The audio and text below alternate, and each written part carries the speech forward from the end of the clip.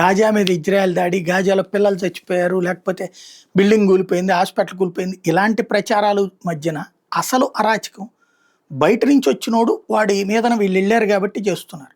కానీ అసలు హమాస్ వాళ్ళు, లేకపోతే ఇతర ఆ హమాస్కి అనుకూలంగా ఉండేవాళ్ళు, లేదా హమాస్ కారణంగా బాధితులకి లేదా ఇజ్రాయెల్ కారణంగా బాధితులకి అంత ముద్ద పెట్టడానికంటూ వచ్చిన సంఘాలు వీళ్ళందరూ కలిసి ధన మాన ప్రాణాలు గాజా ప్రజలకి దోచుకుంటోంది ఈ అదవలే, లోకల్ ఉన్న వాళ్ళే అన్నటువంటిది లేటెస్ట్గా ఇంటర్నేషనల్ మీడియా ఐడెంటిఫై చేసింది.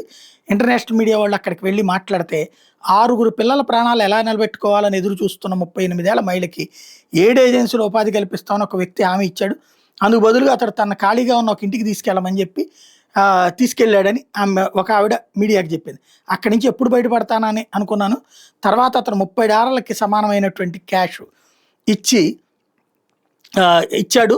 ఎట్లాంటి ఉపాధి మాత్రం ఇవ్వలేదు. అంటే ఓ రకంగా వ్యభిచారలాగా వాడుకున్నాడు అనమాట. ఇలా 6 మహిళలు తమ గోడు వెళ్ళబోసుకున్నారు. ఆహారము, డబ్బు, ఉపాధి పేరిట వాళ్ళని లొంగ తీసుకుంటున్నారు.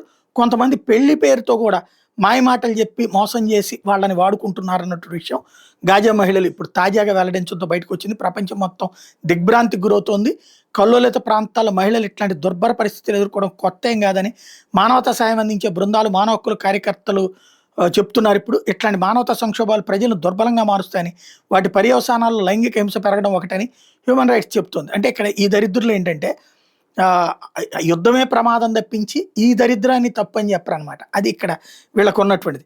అంటే వీళ్ళే ఇట్లాంటి దోపిడీలకు పాల్పడుతున్నారు కాబట్టి లైంగిక దోపిడీకి గురైన మహిళలకి తాము చికిత్స అందిస్తున్నామంటూ పాలస్తీనాకు చెందిన సైకాలజిస్టులు చెప్తా ఉన్నారు.